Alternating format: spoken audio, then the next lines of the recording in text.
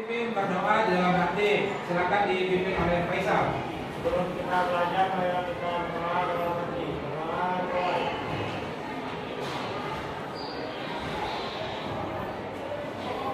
Selesai. Kita akan belajar menggunakan metode diskusi kelompok, yaitu yang mana nanti ada tayangan video di depan yang bisa disaksikan bersama-sama oleh kalian. Setelah nonton ini nanti akan didiskusikan. Baik, sebelum dimulai silakan berdiri dulu, dicek dulu kerapihan pakaiannya. Yuk.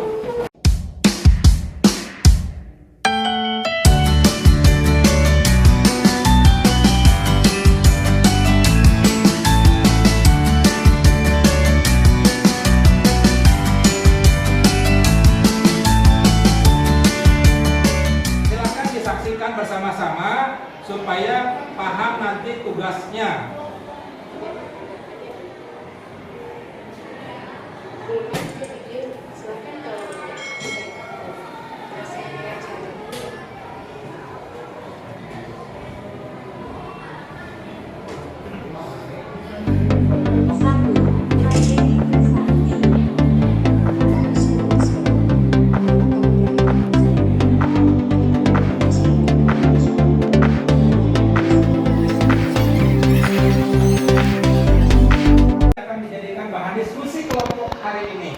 Nah, untuk itu silakan kelompok 1, kelompok 2, 3, dan 4 untuk bergabung membuat kelompok belajar. Silakan.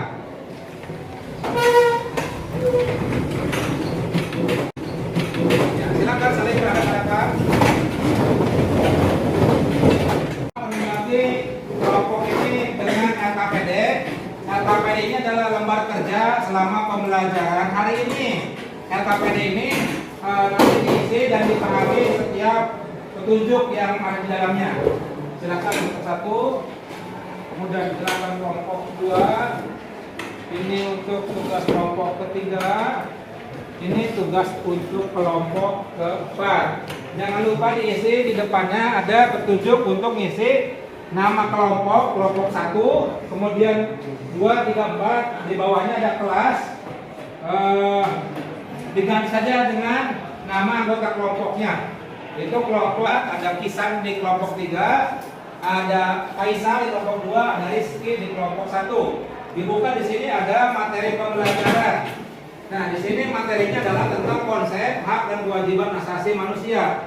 Nah, tujuan belajar kita itu menguraikan macam-macam hak asasi manusia dan menyimpulkan contoh-contoh pelanggaran HAM di Indonesia sesuai dengan tadi yang ditayangkan dalam bentuk video.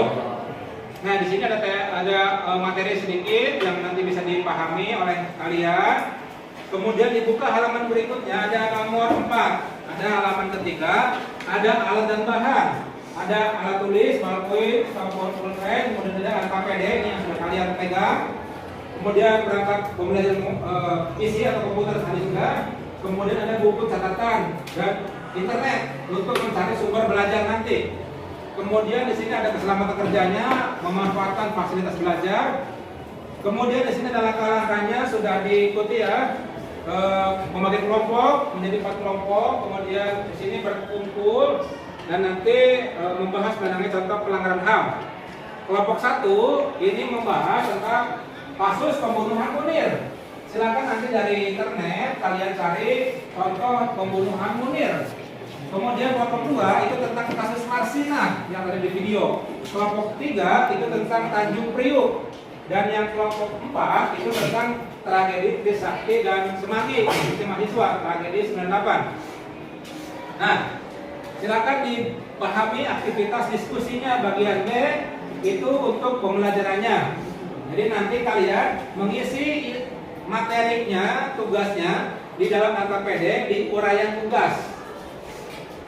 Nah, di uraian tugas, kemudian nanti di halaman berikutnya di nomor 8 ada manfaat pembelajaran. Itu diisi oleh tanggapan kelompok dan diisi dengan bentuk pesan moral di bawahnya, ya. Tanggapan kelompok dan pesan moral. Sebelum memulai pengerjaannya, ada yang mau ditanyakan tidak? Sudah dipahami ya? Baik, kalau sudah dipahami, Silakan. Nah, di halaman terakhir sebelum dimulai nomor 9 pedoman penilaian ada 4 penilaian, ada kerjasama, ada disiplin, ada komunikasi, ada motivasi. Itu Bapak yang menilai sebagai guru. Kemudian di sini penilaian sikapnya itu yang keterampilan, yang sikapnya itu ada disiplin, ada jujur, tanggung jawab, santun untuk penilaian sikapnya. Nah, itu kiranya petunjuk aktivitas belajar hari ini. Silahkan dimulai dari sekarang. Waktunya kurang lebih 35 sampai 40 menit untuk diskusi kelompok. Kalau ada yang bertanya, silakan angkat tangannya, Bapak akan mendekati kemudian bertanya kenapa mengangkat tangan. Sudah dipahami? Sudah. Baik, silakan.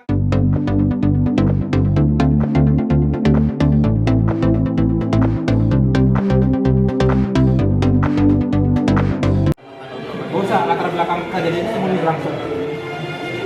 Ke arah menuju proses menuju maknya. Tidak dari awal sejarah lahirnya, nggak usah. Jadi sejarah latar belakang itu tidak dari mulai dia lahir atau apanya, cukup langsung kepada arah manis Cina mau dibunuh. Gitu ya latar belakangnya. Kenapa Mas Cina mau dibunuh? Karena tadi minta dinaikkan gajinya. Nah dari situlah alur awalnya. Kalian mencari masalahnya ketika Mas Cina akan dibunuh gara-gara demo meminta kenaikan gaji. Itu bisa diawali. Nah.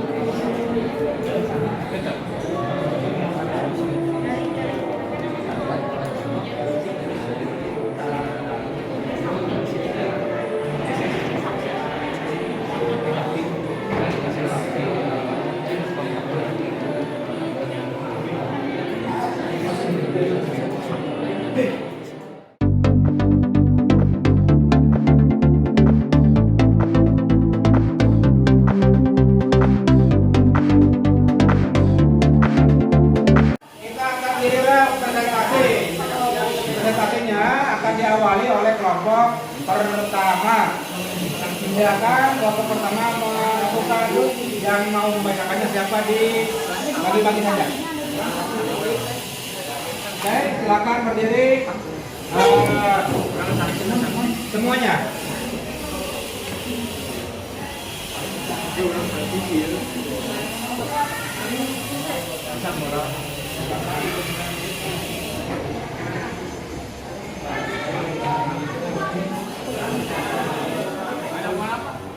Budi Hari Prianto dijatuhi vonis 14 tahun hukuman penjara atas pembunuhan terhadap Munir.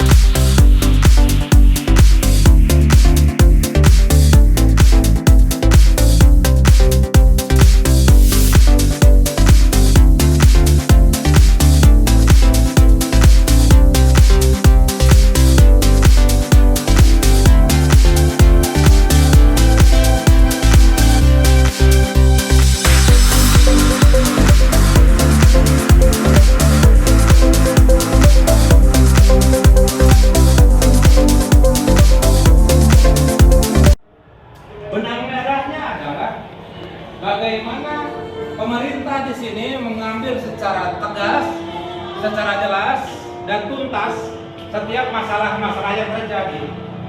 Yang paling tua adalah kasus tragedi Tanjung Priok, yaitu tahun 1984, yang mana di sana terjadi perbedaan paham antara masyarakat Tanjung Priok yang beragama Islam didatangi oleh oknum tentara, kemudian terjadilah kisruh. Akhirnya mungkin lebih dari 700 orang meninggal akibat peristiwa itu. Kemudian peristiwa Marsinah di tahun 93 ya 94 itu buruh perempuan yang menyuarakan aspirasinya supaya ada kenaikan gaji. Kemudian Munir yang mengungkap kasus dari Tanjung Priok, kemudian kasus dari Marsinah, akhirnya beliau sendiri yang terjadi korban atau yang jadi korban dari pembunuhan yang tidak bertanggung jawab. Sungguh keji, sungguh biadab para pelaku, entah itu militer, entah itu penguasa, entah itu siapapun itu. Dan akhirnya dari peristiwa ini ditutup dengan peristiwa kelamnya yaitu 98, yang mana para mahasiswa melakukan orasi di gedung DPR RI untuk menuntut hak mereka, ingin adanya reformasi, menggulingkan pemerintahan yang katanya Orde Baru 32 tahun sudah berkuasa di Indonesia dengan berbagai macam permasalahan yang pasti yang tidak selesai di tahun itu. Refleksi dari pembelajaran hari ini adalah semoga kalian di sini kelas 11 KGS 2, kelompok 1, kelompok 2, 3, 4 tahu bagaimana efek ketika terjadi pelanggaran HAM. Dan kita berkaca dari peristiwa-peristiwa sebelumnya, maka Bung Karno berkata, jangan lupakan sejarah. Karena sejarah itu sebagai catatan kita untuk kehidupan yang akan datang.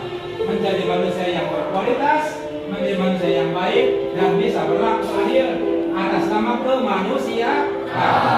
Seperti itu. Ada yang bisa memberikan tanggapan?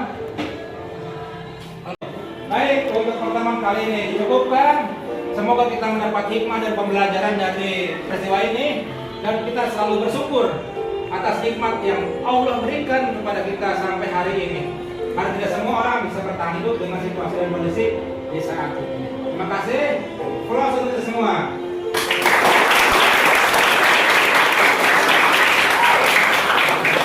Baik, Bapak cukupkan pertemuan kali ini. Terima kasih atas kerjasamanya.